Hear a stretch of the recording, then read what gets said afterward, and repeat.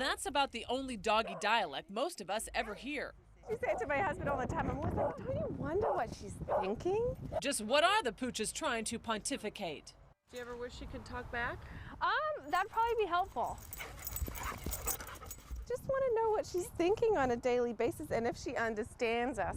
Action 3 News found someone who says she understands the utterances of our four-legged friends. Okay, I thought I was hearing something. Sit. Come on. Good boy. This is my dog, Cali, and he's about to meet a pet psychic. And the agreement was, before we met the psychic, I needed to write down several questions that I wanted to ask my dog. So the psychic is going to ask these questions that I prepared of my dog, and we're going to see what kind of answers I get from Cali. This is Denise Zach. She calls herself a pet intuitive, claiming she knows the art of canine communication. Good boy.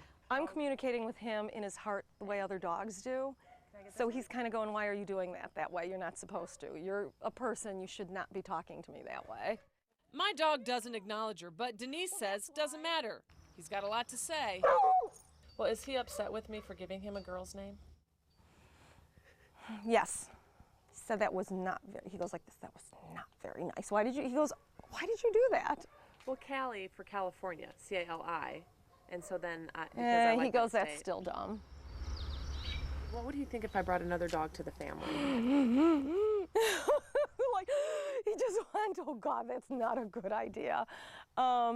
He said, can't you get, and honestly his words would be, can't you get one of those like a toy, like a cat or something?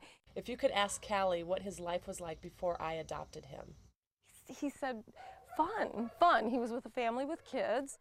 From what I understand is that he was born at the Humane Society. Really? Well, do they have kid volunteers? They might. Do they have, so yeah. That's why I was wondering who this other family could be. Would I don't family know, from the Humane Society? that's what he would consider his family. 20 volunteers, that would look like a family. And I'm not covering my butt, you have to look at it from his perspective.